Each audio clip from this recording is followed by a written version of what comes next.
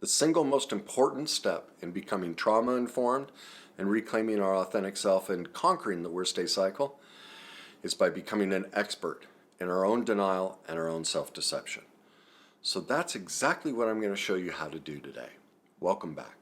Now, before we get started, I just need to come clean about something. I am not going to do this well. I have avoided this video. I avoid talking about this topic. If you look, I have hundreds of videos. Very few of them are on self-deception and denial. Talking about this part of the worst day cycle scares me because we are all in so much self-deception and denial that I'll get a lot of pushback. That's one reason. The bigger reason is this. I still see that I'm imperfect. That although my heart is to find a way to communicate this so you feel loved and you feel connected with, you feel heard and understood and not judged and not put down, I don't always succeed at it.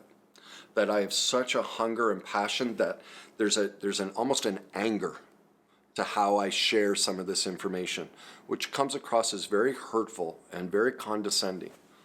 And so I watch teachers like Brene Brown comes to mind, or Eckhart Tolle, or Tolle, however you say it, Gabor Mate, many others.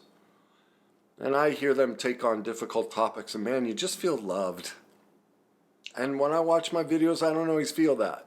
Sure, there are times. But when I get really passionate about something, it's less than perfect. I know this. If I could find a way to do this video with that, I would do it. All I can tell you is I'm still on the journey. I'm still perfectly imperfect. I will probably not do this that way. There might be moments of it, but it might come across as though I'm judging you and being hurtful towards you. And that is not my goal. That is not my heart. You're welcome to call me out and hold me accountable. It's the only way I can get better. But I want you to know that's my goal, because what I'm about to talk about is the single most important thing you will ever learn in your life. It is the single greatest killer in society today. It's not a virus. It's none of the stuff. It's not the guns, any of it. It's this. Nobody's talking about it. And if you don't make this, see, did you see right there the anger in that? Like, I so want you to get this. And part of what comes out is my childhood, trying to get my dad to understand me. And so that's kind of what happens, is my own pain comes up and goes, Dad, listen to me, because you're all my dad. Because I want you to grasp this, just like I wanted my dad to understand me too. But again, my goal is to do it lovingly. So what I'm going to talk about today is the 3 reasons we go into denial, the 3 ways denial shows up, and then give you some solutions. This is going to be a long video because this topic is so important. And like I said, I've been avoiding it because it scares me to talk about this. But I know how critical it is, and so I want to share it with you. So let's get started. We go into denial for 3 reasons. 1, we don't want to admit that we created a false persona in childhood to survive the childhood trauma we all experienced. I mean, we don't even want to admit that we experienced childhood trauma. It still flabbergasts me when people comment on my posts going, my childhood was perfect. And my heart just breaks. I'm like, oh, we are so undereducated and underinformed on what healthy parenting is. And anyway, that's a different video. But we don't want to admit that any of that is true, that our parents were perfectly imperfect and they left wounds in us. We don't want to, more importantly, we don't want to admit that we created a false self to survive that childhood trauma. And therefore, none of us knows who we really are. I don't know how to say this lovingly, but we don't know who we are. I don't care your age, and I don't care how much you think you do. What you are as an adult is just an adaptation that you developed to survive childhood. Now, I don't know how to say that to you lovingly.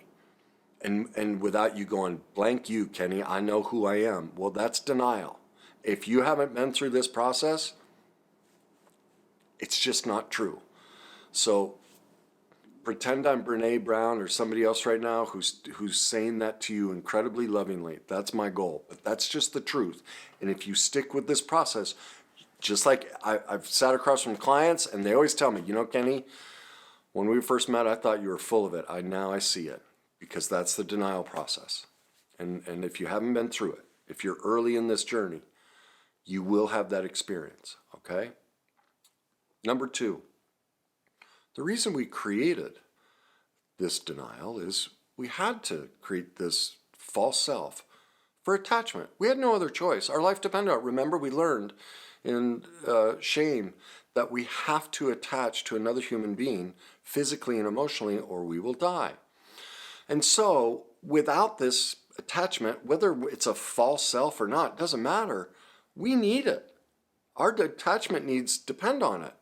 And we assume that if we don't become whatever it is our parents and caregivers needed, we won't have attachment. So we're in denial on two main things. One, we don't know who we are. And two, our connection is false. It's based on just getting attachment. And so really what I'm asking you to do is confront yourself that, one, your belief about yourself isn't accurate. And two, you created this false persona just to get attachment, that it's not authentic. And that's what's biting you in the rear end. You don't want to face these truths because do you see what you'd give up? You'd have to die as a person, and that false person that you used to get attachment, if it's gone, you have no attachment to your caregivers. Now you're really alone. Like, that's an overwhelming process that I'm asking you to confront. But that's the only way we get through this. And the truth is, we actually get real attachment when we do it, because we'll get into truth, which I'll show you in a minute. So there's great reasons for us to go into denial. Like, I'm not trying to belittle you. I'm just saying this is what we all do to survive it, because we've never taught emotional mastery. We'll get into that too. All right? So none of us are bad. This isn't because you're deficient in some way. This is because we've never taught about these principles. We've never given you and parents the skills and tools to navigate this process. You just did the best you could with the information you had at the time. Had you known differently, you could have done differently. So there's no shame. This is truth. Truth is what kills shame, okay? So we just have to learn to let this truth in, and that's how we will conquer this, okay? The third reason that we go into denial is many people don't realize. The brain is designed. The so-called logical left side of the brain that we've all been taught is the best part, it's not the best part. You're going to learn based on the current research and everything. The problem with the left hemisphere, the so-called logical, is it is an instrument of denial. It will not see truth. I'm going to teach you about that. Most people don't know this. See, how could you be blamed for any of this when you've been taught the wrong information about how our brain works? When you haven't been taught a lot of this information. That all logic, all thought, everything we do emanates from feeling. And so everyone's trying to teach you to be better thinkers. No, be better feelers. And so that's also a societal problem. So number three, the brain and society have worked against us to create this denial mechanism. I'll teach you about that as we move along. So now let's talk about the three main ways that denial shows up in your life. I'm going to start opening or pulling the veil down so you can see how you're caught in denial, and that you don't know who you are. And again, it's not because you're a bad person. It's just we haven't taught about this, okay? The first way is every single one of us is afraid of success, not failure. It's not even possible. I talked about that in the shame video. Again, if you haven't seen the previous 4 videos, a lot of this won't stick or register. You need the previous 4 videos. They all build off each other. I designed them to walk you through this full process, okay? So, we fear success because, do you see what success is? We developed a false persona to get attachment, right? This isn't who we are, but I have to be this for mom and dad to love me, to fit into society and everything, right? So do you see what success is? If I stop hurting myself, if I stop picking poor relationships, if I stop working and making money below my means, if I start to actually succeed, and when I say success, I don't mean accumulate things or get status in society. That's not success. That's all maladaptive coping skills. As I've talked about before, the most dysfunctional and the most broken are the so-called most rich and successful. They've just used their pain to motivate them. They haven't succeeded in the worst day cycle. They are actually even worse off in the worst day cycle because they are in more self-deception and denial because they have the so-called trappings of success. They have the money and the accolades. So they are almost impossible to treat because they go, what do you mean, Kenny? I've got the money, the cars. Like I had one client who goes, Kenny, but I got wine, women, watches, and wealth. What do I need to do any of this for? That's why the most successful are the most broken, because they have the so-called societal trappings of success. They're in massive denial. Here's a person who's an alcoholic and losing their spouse because they wouldn't deal with any of this. Willing to let it all go because, as they said, they had the 4 W's. That's the wealthy. That's the successful. That's not success. Success is the ability to walk in who we authentically are, regardless of whether we have the trappings and have accumulated things. And so do you see why we procrastinate? Because I would actually go pursue my authentic self. I'd achieve what I want. I would become me. No, we can't do that. And so what happens when we procrastinate? Remember, I've said in previous videos, when we're in studies show we lie to ourselves on average 10 to 200 times a day. Procrastination is all about lying to ourselves. Think of the last time you procrastinated. How many lies did you use to justify putting it off? That's denial. That's the denial of the life you deserve to live. You're in massive denial. And you don't want to face that truth, that I am destroying myself. I'm re-victimizing myself by not taking this action. I'm not afraid of failure because by not taking this action, I'm guaranteeing failure. I'm scared to death of letting go of the maladaptive false self, of this false person that I think I am. Because if I get this, I won't have that false, that's all gone. I have to let it go. So I lie to myself 10 to 200 times a day. Oh, it's not a big, no, all these different ways. These lies keep us attached to the false persona that we created for attachment. So we all fail and we re-victimize ourselves to stay attached. That's why the narcissist isn't the problem. That's why your ex isn't the problem. Your boss isn't the problem. We are responsible for every choice we make. And if you have not done the worst day cycle work, you will pick people, places, and things. You will put yourself in a position to relive that pain against you. It is repetition compulsion. Bessel van der Kolk has shown that. Freud, like, it's what we all do. We just repeat the trauma against ourselves. Okay? I talked in the shame video of why we do that. I'm not going to talk about that in this video. So, because we're all re-victimizing ourselves and we're in denial, we're blaming the other person, right? That's the second reason. We go into codependence. Codependence is a denial of responsibility.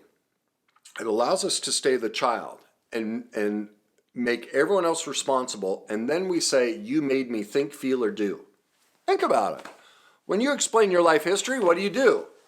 You talk about how everyone wronged you and kept you from what you wanted. Now, you might own certain pieces, but there's always an element, especially when it comes to relationships, that the other person is the problem.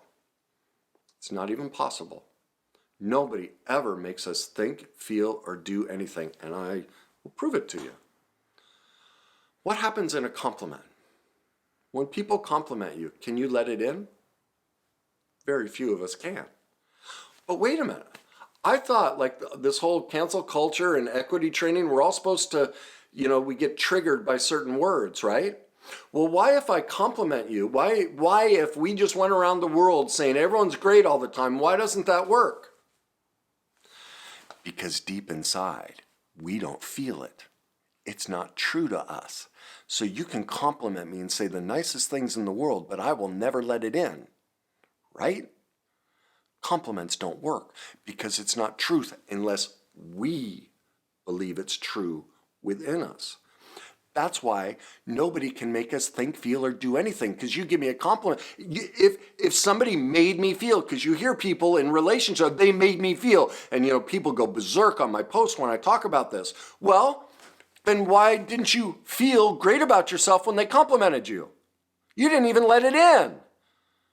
There's a lie. Do you see the denial? You are choosing me too, all of us, we choose to play the victim because deep down we're stuck in the shame because we're not our authentic self. We're all living a lie. Because if it was authentic, I could hear your compliment, right? I'd let it go, yeah, you're right. That's how I feel about myself. But because I'm not in my authentic self, I can't hear your compliment. It's not true. I'm showing you a false side of me. Ta-da! Like it's so obvious.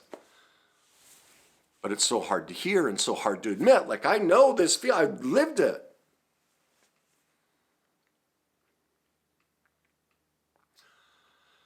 That's why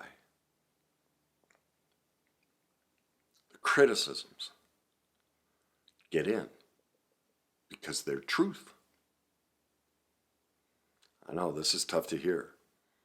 This is why we're trying to control people and have all these trigger words and safe zones.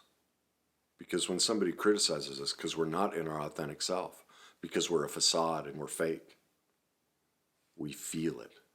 We can't run from our intuition and our emotion. We try to cover it with logic and give you reasons why it's not true. And I try and control you. Remember, shame is all about control. Go back and watch it. If you haven't seen the shame video, you're missing. Like you have to watch the previous videos for this to sink in and make sense. And you won't be able to run from the truth. But the reason everyone is up in arms trying to control what everybody thinks is we're all caught in the worst day cycle. We're all in denial of who we really are. It's all false personas. And so I'm trying to control you because when you make that insult, I let it in deep down. I know I'm not being authentic to me. And so your words ring true and I don't want to admit that. Wall comes up. You're the problem. I'm going to control you. You can't say that. You can't believe that. And so with it, you have this whole movement of people trying to shut the world down. I'm going to tell you 2 stories from my life to bring this truth home. All I ever wanted was a woman to say nice things to me. I did the whole, after my first marriage, and I learned a lot of this stuff. I picked better my second marriage, but one of my big, I did the whole 5 love languages. Learned about that. And words of affirmation was big to me. And my second wife showered me with them. And it was so funny. This was, 3-4 years after the divorce. I was just going through some photos or something on my computer. And I came across this old video. It was when I played pro golf. And I was playing a practice round. She's in the cart. And I'm standing outside the cart. And I'm talking about what shot I want to hit. She's kind of there. And we're kind of talking about it. And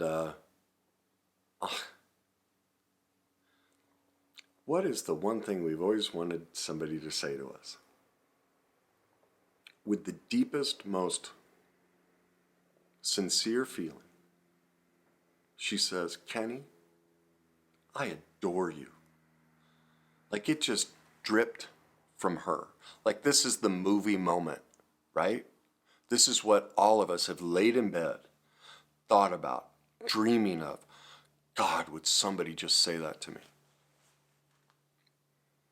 I didn't even acknowledge it. I kept staring straight forward. Talked right over. That's denial. I didn't believe I was adorable. I didn't believe I was worth being adored. So I tried to control somebody and say, you need to give me words of affirmation.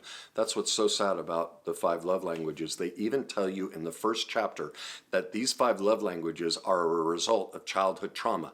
They're a maladaptive coping skill to try and get your partner to heal the wounds that your parents left you. But instead of teaching you, like I'm trying to do, how to heal, they're just going to give you a Band-Aid to put over top of your pain. It doesn't work. There's proof of it. She gave me what I wanted, but I didn't adore me. I can't accept your adoration because I was filled with shame. You can compliment me all day, but until I love myself, until I face my perfect imperfections, and I admit to you that I'm really elevated right now, and so I'm probably yelling and screaming at you because I'm so passionate about this, and I'm probably coming across really angry and mean and hurtful when my heart is to be kind and loving. If I can't admit that truth to you, if I can't own and see how perfectly imperfect and broken I am, if I can't adore how dysfunctional I am. I can't hear it when you say you adore me. That's true for all of us. That's denial. Now, look in your life. How many times today did someone say something nice to you and you just shut it out? That's denial. 10 to 200 times a day. We don't know who we are. We won't admit it to ourselves. We aren't present in our own lives. I sure as hell was not present in that moment. Now, the antithesis of that is, in the first, I think it was 6 months after I started doing this and working with clients, I was in a public setting and there was somebody there that was a client of mine, and he was a professional golfer. And he stood up in the room and he said, I've worked with all the top golf psychologists, and if you're a golfer, you know their names. You know, there are certain psychologists that work with golfers. And he said, I've worked with all of them. He goes, I learned more from Kenny in 30 minutes than all the years I spent with them. And the second he said it, you know what I said inside of myself? He's right. You see, I didn't feel like there was no massive sense of, oh my God, that's so great that he said this, and now I have validation in front of all these people, and oh my God, they're going to like me, and I'm going to get clients. Never crossed my mind. When you have confronted your worst day cycle, when you can love and accept your perfect imperfections, when somebody just says something true, you go, it's no different than him saying, you know what, Kenny has blue eyes. Yeah. I could accept the compliment because I've done the work. I've done the research. Now, are there elements of these dynamics that I don't know? Of course there are. Are there times where I misspeak or what? Of course there are. But I knew, see, remember, my ex said, I adore you. I couldn't adore me, so I couldn't hear it. I went and did the work. I confronted my darkness. I confronted my imperfections. I confronted my denial. I confront my denial all day, every day. It is the single greatest skill set I have. I'm always looking for how I'm full of S-H-I-T, and I'm full of it nonstop. And the more I confront it, and the more I accept it and love it and adore it, when somebody says something like that, I just go, and that's what gave me the chill. Like it was the first time in my life I went, oh, I've done it. I didn't need his compliment because I knew that about me. Like that was the revelation.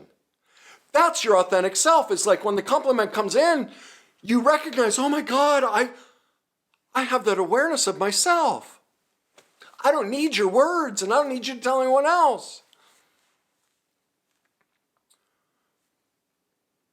That's codependence recovery, and that's why the cancel culture and all that will never work, because do you see, they're stuck in purgatory.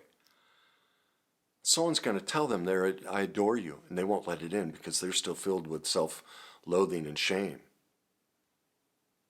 They can't let it in. They have to have an enemy, and the enemy is within them, and they're in denial. They don't want to face it. Their pain is theirs. I just showed you, and this is true for you. Look at it. Whatever your pain is, and think you've had people be kind to you and you don't let it in. You can't let truth in. You can't let love in until you conquer your denial and learn to love your broken pieces, your darkness, how we are all not who we think we are, how we all were raised perfectly imperfect, and that our parents left wounds in us and we're carrying that pain every minute of the day. And we need to confront it. So, because of that, there's the third piece of how denial shows up. Whenever we judge, blame, hate, criticize anyone or anything, any person, place, or thing, we are always talking to ourselves. It might be true that those people or those things might be doing those things, but the only reason we can see it in them is because we're seeing it in ourselves. Okay? We are doing the exact same thing, either directly or indirectly, but we're in denial. We don't see it. And so our criticism, this is why the cancel culture and equity and all that stuff, they don't realize they're screaming at themselves, that they are all of this, and they want to heal and learn to forgive themselves, but they don't know. This is the 3D movie I talk about. Everyone, our whole life, every choice we ever make in life, relationships, careers, clothes, colors, all of it. We're just screaming at us our unhealed trauma that we haven't faced, that we're not even aware of, don't want to admit to ourselves, ultimately haven't overcome and haven't forgiven ourselves for. That's why we can't accept love. So we haven't forgiven ourselves. And so we're screaming all this, trying to control you, but the truth is, all of it is screaming back at us, this is what we need to go heal, love, and forgive in ourselves. But no one's shown us how. As I say, it's like watching a 3D movie without the glasses. Well, my book, my master classes, these videos, I'm giving you the glasses. I'm walking you into how to heal and recover from it, if you choose to. Now, if you don't want to, if you want to stay stuck and call me names, remember, your names are about yourself. While it may be true, you know, like people call me names and I look in and I go, oh, yeah, they're right. That's true. Like there's a piece about me, but the only reason you see it in me is you have it too. And that's why I don't get upset. We're sharing it like you're being vulnerable. You're saying we're alike. I love you too. You piece of SHIT, we're SHITs together. Isn't it great? We have something in common. Now let's hug it out. Like, who cares? We're both the same. So let me show you how I figured this out. Because this is difficult for people to accept, especially one who's been with narcissists, you know, the really victimized people in life. They really struggle with this. And so did I. Remember, I was with a wife who's physically and verbally abusive. How could that be about me? Well, in the last video, I talked about how that was about me. You know, I showed you the truth. Well, that's because I did the denial work and saw it was all about me. But let me show you how I discovered it. It was driving one day. I always would complain about the way people drove, all right? And so one day I was sitting behind a car that wouldn't turn left. And I was yelling, you know, I hate stupid drivers, just screaming, honking and everything. And I paused and I'm like, Kenny, you've got to stop this. This is about you. And I said, but I don't drive the way they're driving. That's not about me. Remember, denial is either direct or indirect. Direct, an example of direct would be, I can't stand men who wear bright colored suits, pocket squares, all these really feminine colors. They decorate their house as though they were gay. A lot of people think I am. I just like pretty things. I ain't gay, but I sure look it. Well, obviously I'm talking about myself, right? Now, I can hear the cancel culture of, what, is there a problem with being gay? Well, I don't know. If you feel insulted by what I just said, that's about you. You're struggling with your gayness, not me. See, that's the thing, is if they're right there, if there was someone felt insult, that's how they feel about themselves. They haven't accepted themselves. I'm not responsible for that. That's you canceling yourself out, not me doing it to you, or not me triggering you, or not being conscious of your feelings. I am being conscious because I'm being truthful. I was talking about me. If you want to make it about you, you're welcome to, but I'm not going to carry your burden. That's your burden. That's your job to heal. I got enough on my hands trying to heal me. Okay? So, obviously, if I made the comments about clothing and decorating, I'm talking about me. It's a direct comparison. You know, I can't stand the Washington Redskins as I'm wearing a Washington Redskins jersey. Well, I guess you're not even allowed to say that name or that team anymore, but you get my point. That's direct. What trips people up is indirect denial. So I'm screaming at the way somebody's driving. I'm going, I don't drive that way. Remember, everything is emotion-based, not thought-based. So I asked myself, I paused and I went, what is the emotional content of what I'm saying? I hate stupid drivers. Do you see the judgment? I hate is a descriptor. That's about me. My judgment, blame, and criticism is stupid. I'm calling that person stupid. I'm talking about myself. I'm stupid. The wall just dropped in the car. I literally just burst out laughing. I went, oh my God. I have struggled with multiple addictions, 2 horrific divorces, 1 marriage where I was physically and verbally abused. I played 2 pro sports I never wanted to play, bankruptcy. I spent 3 days holed up in my apartment. contemplating taking my life. Like, I am the dumbest person I've ever met. Now, am I dumb? Of course I'm not dumb. We don't teach any of this stuff. Because no one's taught emotional mastery, the worst day cycle, none of this. How would I know any better? I was doing the best I could with what I could, with the information I had at the time. I'm perfectly imperfect. Like, do you see where all these phrases I say come from? But in that moment, I realized, because what was the main feeling as a child? My dad always left me with the impression that I was dumb. A brother of mine did that to me. Stupid is the worst thing I could experience in my life. Well, look at all of those so-called stupid decisions and look at the metaphor. This is the key to your judgment, blame, and criticism, whether it's directed to me or anyone else. What's the metaphor? Did you see what I was doing? I was driving. Did you see where I felt stupid in my life? This is the 3D movie, the 3D glasses. I'm screaming at myself, Kenny, don't you realize? You haven't held yourself accountable. You're living a false persona, pursuing all of these marriages, all of these careers and everything. It's not who you are. You haven't admitted that to yourself and forgiven yourself. In other words, you don't know how to drive your life. 3D movie, worst day cycle, denial, crumbles. The driver's not the problem. Thank God people drive in a way that annoys me, because what do I get? I reclaim my authentic self. I get to see the truth about me. I'm perfectly imperfect. I'm broken emotionally. I need to heal the pain from the past. I need to love and accept my perfect imperfections. I need to gain emotional mastery so I can confront my denial, bring it back on myself, see the truth about me, love and accept all of me, and forgive me that I was doing the best I could. And the same is true for you.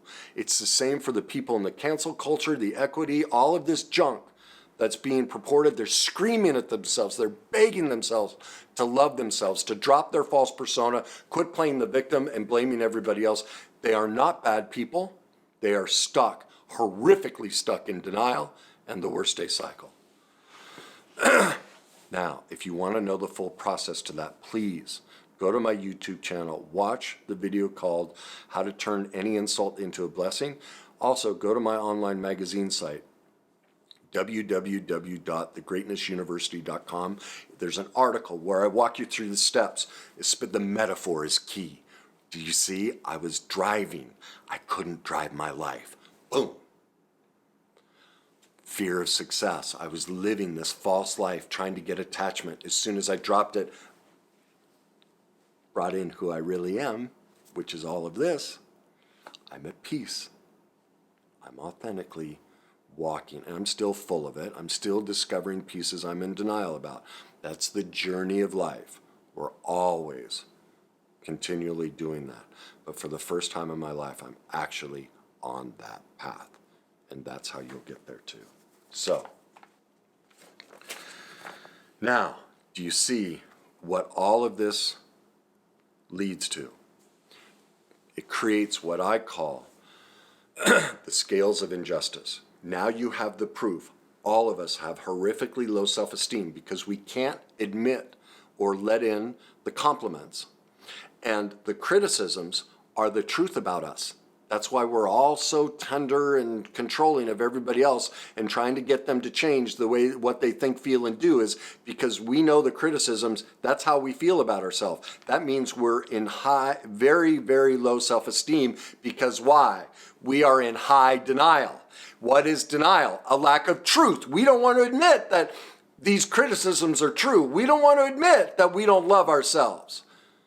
So that's what, and now we have a world where this is everyone, low self-esteem, high denial. You cannot have high self-esteem if you have high denial, because there's no truth. Look at what the worst day cycle teaches you.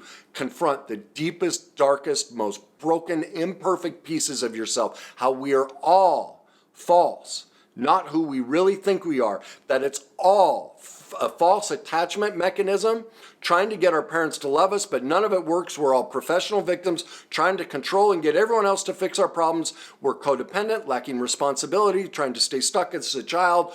All of these to protect that underneath it all, we don't love ourselves because we are not authentic.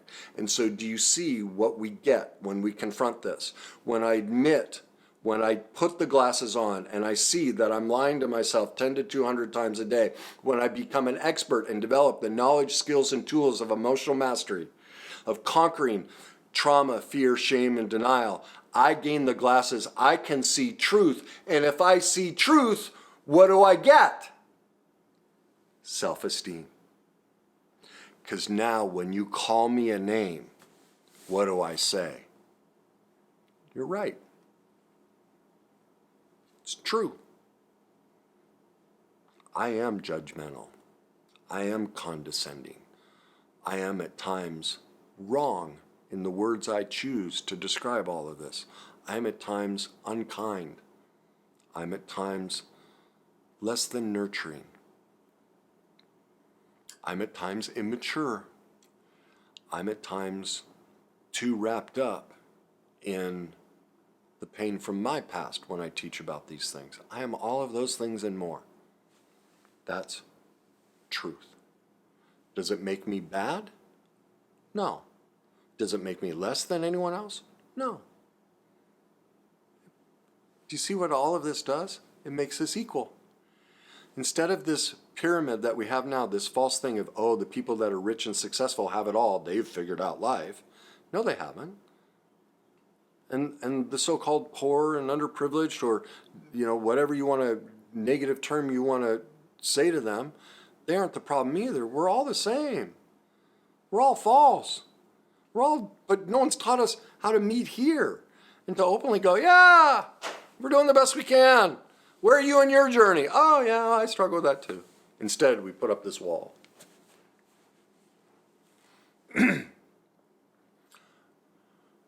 So that's at the core of the worst day cycle.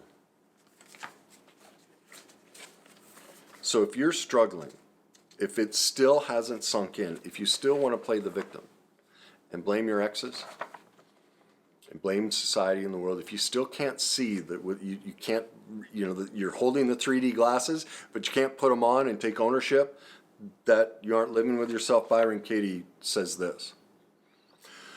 Notice how often you defend yourself with words, actions, the way you dress, your tone of voice, and how stressful that can be. What impression, what you are you trying to hide or strengthen? Whom are you trying to convince? Think about that. Think about when you get dressed in the morning, when you make your choices for the day, how many lies you tell yourself about the image you're going to project outwards because you don't want to be known. You don't want to put the glasses on. That doesn't make you bad. See, I feel like I'm being really disparaging and hurtful. And I don't know. I'll figure it out. My heart isn't to be hurtful to you. If this is your first time and it feels that way, that's not my heart. Pia Melody says it this way. It's tempting to avoid our accountability for having erred in a relationship when we can hide behind something of which we are innocent, because we are innocent in many of the terrible things we experience in life. But using the innocent part to divert attention away from the guilty part, that's at the crux of the problem. Let me give you an example of that. My second wife. This still cracks me up. The day I met her, we met for dinner. I'm standing outside the restaurant. I'm always early, on time. Most people are late. Oh, there was a nice judgment I had. Anyway, I'm standing there waiting. And I turn. And right as I turn, about 20 feet away from me, I see her walking towards me. And literally, without thought, I read people instantly, like, because of my childhood and the codependence, my boundaries aren't great, so I can see and feel people's pain. Something I'm always working at not being good at is trying to, because that's not healthy. That level of so-called empathy is dysfunctional. That's being boundaryless. A lot of people think that's a gift. It's not. That's codependence, and you need recovery from that. That's not a good thing. But I turned and I saw her, and I got hit. I took a step, I flinched and took a step back. And the first thing that popped into my mind was, oh my God, she's the devil. Now think about it. So if I'm going to get on here and make any complaints about my second wife, like how could I? My first impression, the first thing was right there, and yet I kept going. And this is all of us. You knew it too with your narcissist or whoever it was. You had the same feeling, and what did you do? You lied to yourself 200 times a day. Oh, it's not that bad. Oh, well, da, da, da, da, da, da, da. Well, I did too. To me, she was too damn good looking. I was like, I don't care. She can be the devil. When you look like that, I don't care. That was the best I could do with where I was at the time. So, how is she to blame for anything that went on after that? If I already know that going in, God bless me. It's the best I could do. But see, I have to own that. And that's what Pia and that's what Byron and Katie are talking about. We don't want to own that. That's the curse of denial. Now, look in your life. I know right now there's a feeling you might even be getting angry and frustrated because you don't want to admit that. No, Kenny. That anger. What are you holding on to? What are you using to try and strengthen or hide that truth from yourself? Lay it down. Lay down that self-victimization. That's your pain that was placed into you. That's the thing to realize, is that desire to hold on to that false truth isn't yours.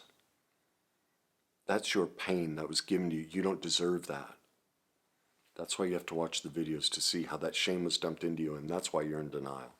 It's not your fault. You're not to blame. You're doing the best you can, but you are killing yourself. We are now, if you're still listening, you are responsible. Because now, for the first time in your life, you have the information. You never had it until now. So from this day forward, you actually get a choice in the matter. You never had that choice before. But today you do. You can choose to do this work, or you can choose to stay stuck. I won't judge you either way, because times I stayed stuck too. But that's just the truth. Beverly Engel says it this way: when we continually blame someone, we stay stuck in the problem instead of focusing on the solution. It's also important to realize that blaming someone is different from requiring the other person to take responsibility for their actions. See, I'm never condoning abuse. You know, many people misunderstand. Because I hold people accountable, they just ignore the rest. Their victim mindset comes up. Like cancel culture people and equity people would jump all over me because they want to hold on to their victimhood so bad. They don't see that I'm holding everyone responsible. I'm holding the perpetrator responsible, but most of all, I'm holding us. They don't want to hold themselves responsible. They just want to hold the perpetrator responsible. Well, that's abusive. Now they've become the perpetrator. They're not taking responsibility for their part in it. That's abuse on both. Now it's just two people abusing each other.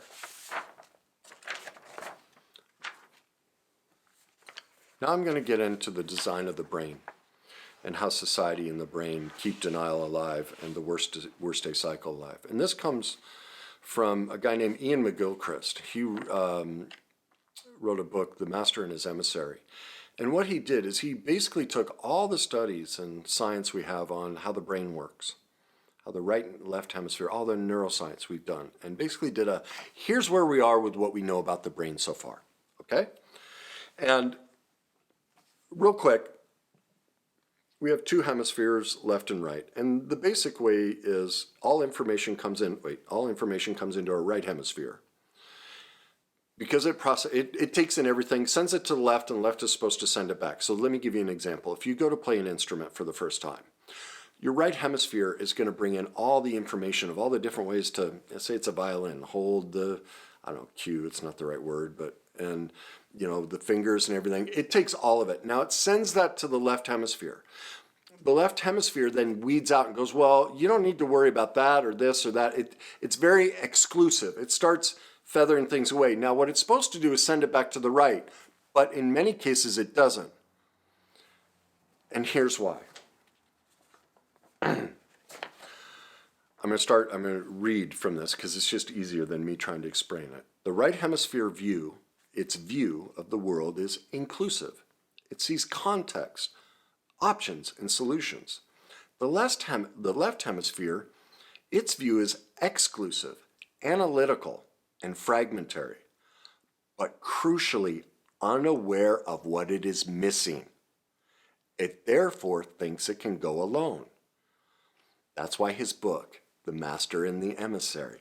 And so he says, in terms of the metaphor of the master and his emissary, the master realizes, the right hemisphere, the need for an emissary to do certain work on his behalf and report back to him. That's why he appoints the emissary in the first place. The emissary, however, the left hemisphere, knowing less than the master, thinks he knows everything and considers himself the real master, thus failing to carry out his duty to report back. This is what's going on with cancel culture and everything. It's the emissary thinking they're the master. It's a sort of stuffing of the ears with sealing wax.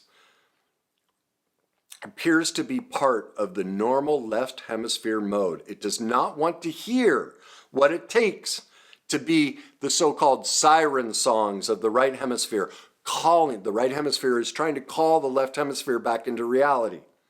The left hemisphere blindly pushes on, always along the same track. Evidence of failure does not mean that we are going in the wrong direction, only that we have not gone far enough in the direction we've already headed. These are the people that keep blaming the narcissist. These are the people in cancel culture, in equity culture, inclusive, all of that, safe zones, all of that.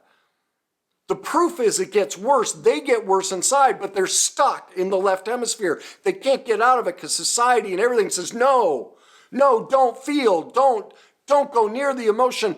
Don't put on the 3D glasses and see how you're in denial. Don't teach any of this. Don't teach the truth. Stay on the track you're going. Create more division and more problem. Even worse, the left hemisphere is not keen on taking responsibility. If the defect might reflect poorly on the self, it does not like to accept it. But if something or someone else can be made to take responsibility, if it is a victim of someone else's wrongdoing, it is happily prepared to do so while being convinced that it's righteous. That's the Me Too movement. That's the narcissist culture, constantly blaming, unwilling to take responsibility for their part. The right hemisphere, and what I'm advocating is I'm a right hemisphere guy. I'm inclusive. We all play a part in this. Hold everybody accountable and responsible for their part. Those who create segregation into groups and want other people to pay, that's left hemisphere. That's the destruction. That sets up wars. That sets up defensiveness. I have to be above you, you're below me.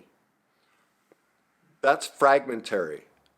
That's why all of those processes that are being advocated right now are the destruction of us. And that's why the society is getting more destructing towards itself. It's more victim-oriented.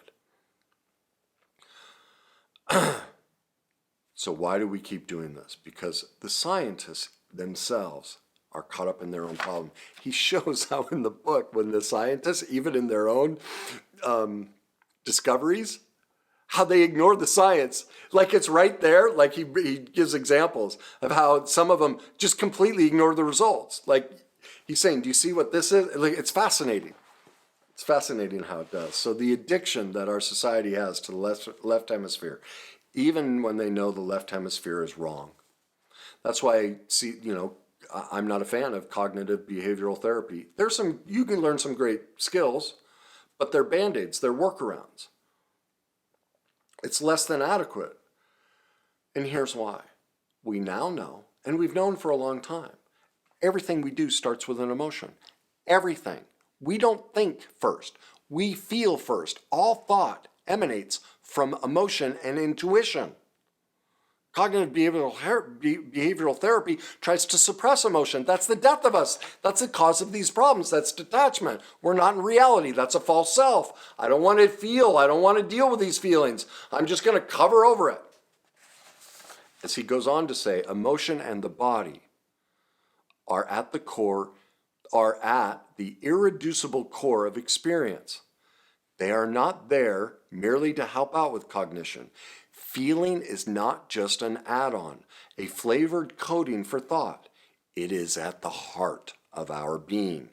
And reason emanates from that central core of emotions. It is an attempt to limit and direct them rather than the other way about. Feeling came and comes first, and reason emerges from it. Because we don't have emotional mastery, we have cancel culture. Even the prejudice we have in favor of reason cannot itself be justified by reasoning. The virtues of reason are something we can do no more than intuit. In other words, the virtues of reasoning come from a feeling. We have a feeling when we talk about the value of reason. In his influential book, Descartes' Error, Antonio Damasio, another major player in this field, points to the primacy of emotion in neurological terms when he notes that the apparatus, basically, the apparatus of rationality, how we think, our logic, does not seem to work without that of biological regulation, our body, which is our emotion. Nature appears to have built the apparatus of rationality not just on top of the apparatus of biological regulation, but also from it and with it. In other words, cognition, rationality, logic emanates from intuition and emotion. If you're teaching and exploring anything other than emotional mastery, your left hemisphere ignoring, going down the same path over and over and over, regardless, you're not going to improve. It's just not going to get you there. It's not. It can't. Our body, our brain, nature developed us to emanate everything from intuition and emotion, and that's what my whole program, The Worst Day Cycle and Conquering It, teaches you how to reconnect to your authentic self so you can do that. Bessel van der Kolk says it this way: we now know that there is another possible response to threat, which are scans aren't yet capable of measuring. Some people simply go into denial. Their bodies register the threat, but their conscious minds go on as if nothing has happened. This is the denial mechanism. This is our inability to be present in our own life and admit that we're living a false persona. However, even though the mind may learn to ignore the messages from the emotional brain, the alarm signals don't stop. This is our health. The emotional brain keeps working, and stress hormones keep sending signals to the muscles to tense for action or immobilize and collapse. The physical efforts on the organs go on unabated until they demand notice when they are expressed as illness. Medications, drugs, and alcohol can only temporarily dull or obliterate unbearable sensations and feelings, but the body continues to keep the score. The greatest source of suffering in our lives lies in the lies that we tell ourselves and what we tell ourselves medically. Our medical community doesn't even learn about this. That's why everyone's getting sicker. I guarantee you, in the next 200 years, people are going to look back at our medical community and laugh and shake their head and go, my God, they've known how emotion drives health and everything, how the brain and body works, that when emotionally, we have an emotional reaction, that is the start of nearly every single illness and disease. Why aren't they treating that? Why didn't they? They knew it. And then hopefully we switch out of the left hemisphere. Somebody comes along in the right hemisphere and goes, hey, we need to be inclusive. Yes, we need biology, medication and things like that. But we need, when you go to the doctor, you need a therapist there to go, what's going on? What was your childhood like? Let's deal with that before we give you a pill. That's where medicine's heading. They're going to look back at us and go, and I said this in another video. Somebody will find this video and go, why didn't they listen to that? It's all in the literature. Now, this is why I say denial is killing us all. Our health is an emotional problem. Our world is an emotional problem. Our politics is an emotional problem. Our relationships are an emotional problem. We all need emotional mastery. We need the skills and tools to heal the pain from the past so we can love and accept our perfect imperfections and reclaim our authentic self. So what is the solution?